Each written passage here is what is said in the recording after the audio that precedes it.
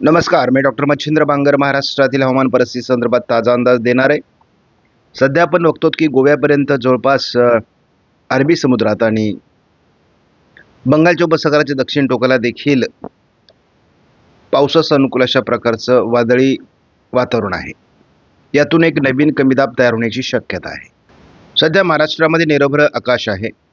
थंडी सानुकूल वातावरण तयार झाले. महाराष्ट्रात आजपासून थंडी वाढते, त्यामुळे सर्वांनी काळजी घ्या. महाराष्ट्रामध्ये थंडीचं प्रमाण वाढलं आहे, परंतु थंडीची लाट अद्याप सुरू झालेली नाही. उद्यापासून थंडीचं प्रमाण अधिक वाढेल. उत्तर प्रदेश किंवा संपूर्ण उत्तर भारतामध्ये आणि मध्य भारतामध्ये थंडीची लाट उद्यापासून सुरू होते. महाराष्ट्रातही काही भागात त्याचा परिणाम होईल. ती देखील उत्तरेकडून महाराष्ट्राच्या तिचा प्रवेश होईल असा अंदाज आहे. आपण बघतो की गोंदिया, नागपूर, भंडारा, अमरावती, अकोला, जळगाव, धुळे, नंदुरबार याच्या उत्तरेकडील तालुक्यांमध्ये भयावह थंडी असणार आहे. महाराष्ट्रामध्ये गेल्या काही 2 दिवसामध्ये भयावह थंडीचा अंदाज दिला गेला होता, परंतु तो थंडीचा अंदाज आता कमी झाला आहे. तरी देखील अमरावती, नागपूर, भंडारा, गोंदिया या जिल्ह्यामध्ये आणि थोडं जळगावच्याही काही भागात थंडीचा प्रभाव राहणार आहे. थंडीचा प्रभाव 24 तारखेलाही असणार आहे. 25लाही विरळ स्वरूपात थंडी असेल. पूर्व विदर्भामध्ये थंडीची लाटेचा प्रभाव जाणवण्याची शक्यता आहे.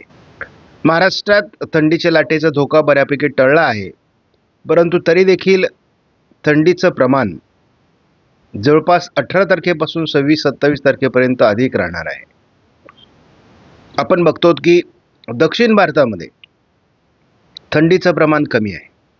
तुलनेत उत्तर भारत, मध्य भारत, पूर्व भारत, पश्चिम भारत या ठिकाणी मात्र थंडीचं प्रमाण अधिक आहे. ज्या ज्या ठिकाणी पावसाळी वातावरण किंवा ढगाळ वातावरण असतं त्या ठिकाणी थंडीच्या लाटेचा प्रभाव तयार होत नाही. साधारण 24 तारखेच्या दरम्यान उत्तर भारतामध्ये एक WD सक्रिय होणार आहे.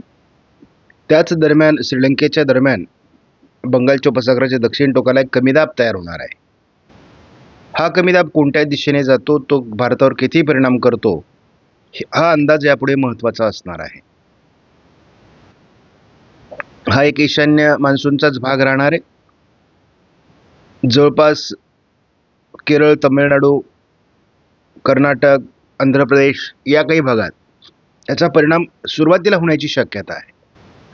27 तारखेपर्यंत तरी महाराष्ट्रात त्याचा परिणाम होताना दिसत नाही. या मॉडेलनुसार, म्हणजे JFS मॉडेलने महाराष्ट्रावर त्याचा परिणाम 27 पर्यंत दाखवलेला नसला तरी महाराष्ट्रात ढगाळ परिस्थिती वाढू शकते. स्कायमेटनुसार आपण जर बघितलं तर एक कमी दाबाचं क्षेत्र हे बंगालच्या उपसागरात 24 तारखेला तयार होईल. त्याचा प्रभाव दक्षिण भारताच्या दिशेने सुरू होण्याची शक्यता आहे. 26 तारखेला बंगालच्या उपसागराच्या किनारपट्टी भागात याचा प्रभाव जाणवण्याची शक्यता आहे. 27 तारखेला जवळपास संपूर्ण बंगालच्या उपसागराची किनारपट्टी यामध्ये ओरिसा, आंध्र प्रदेश, कर्नाटक, तामिळनाडू, केरळ, तेलंगणा या राज्यांमध्ये त्याचा प्रभाव पडणार आहे. या दरम्यान महाराष्ट्रामध्ये थोडी ढगाळ परिस्थिती वाढणार आहे, त्यामुळे थंडीचं प्रमाण कमी होईल. 29 तारखेला आपण बघतो की पश्चिम महाराष्ट्र, दक्षिण कोकणात ढगाळ परिस्थिती वाढू शकते. थोडं पावसाळी वातावरण मराठवाडा, पश्चिम महाराष्ट्र, दक्षिण कोकण असं निर्माण होऊ शकतं. थोडं ढगाळ परिस्थितीचा प्रभाव कोकणामध्ये, पश्चिम महाराष्ट्रामध्ये, मराठवाड्याच्या दक्षिणी भागामध्ये 1 तारखेला असण्याची शक्यता आहे. ECMW मॉडेलनुसार आपण बंगालच्या उपसागरामध्ये 24 तारखेला दक्षिणेला एक कमी दाबाचं क्षेत्र तयार होण्याचा अंदाज दिला आहे. 26 तारखेला हे क्षेत्र दक्षिण भारतावर, केरळ, तामिळनाडूवर परिणाम करेल असा अंदाज आहे. या कमी दाबाचा मोठा प्रभाव आंध्र प्रदेश, कर्नाटक, तामिळनाडू, केरळ असा राहणार आहे. महाराष्ट्रावर किती परिणाम होतो हे मात्र आता बघावं लागणार आहे. साधारणपणे बंगालच्या उपसागराच्या दक्षिण टोकाला एक वादळी परिस्थिती 24-25च्या दरम्यान तयार होईल आणि ही दक्षिण भारताच्या काही भागामध्ये प्रभाव टाकण्याची शक्यता आहे. त्याचा महाराष्ट्रावर हलकासा परिणाम होण्याची शक्यता आहे. यामध्ये पश्चिम महाराष्ट्र, दक्षिण कोकणाचा समावेश होईल. बऱ्यापैकी ढगाळ परिस्थिती, हलक्या पावसाची शक्यता देखील 29-30 तारखेच्या दरम्यान तयार होण्याची शक्यता आहे. मात्र आपण बघतो 24 तारखेपासूनच महाराष्ट्राच्या बऱ्याच भागात हलकी ढगाळ परिस्थिती सुरू होणार आहे आणि या हलक्या ढगाळ परिस्थितीतूनच थंडीचं प्रमाण कमी होण्यास ते कारणीभूत ठरेल. नवीन अंदाजानुसार कमी दाब हा बऱ्याच दक्षिणेकडून सरकत असल्यामुळे त्याचा महाराष्ट्रापर्यंत परिणाम होईल असं वाटत नाही. हा कमी दाब केरळ आणि तामिळनाडूवर अधिक परिणाम करून अरबी समुद्रात सरकण्याची शक्यता आहे.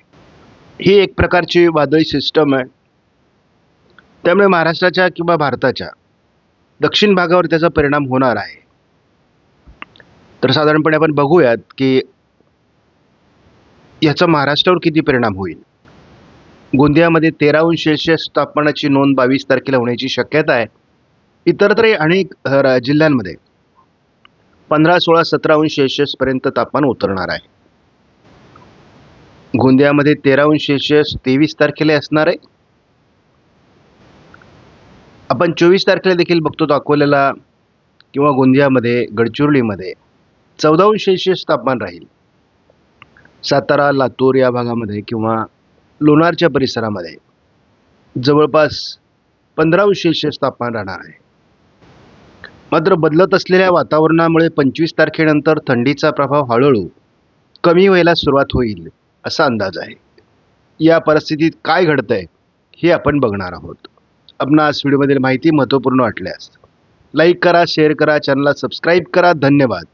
जय हिंद, जय महाराष्ट्र, जय बळीराजा.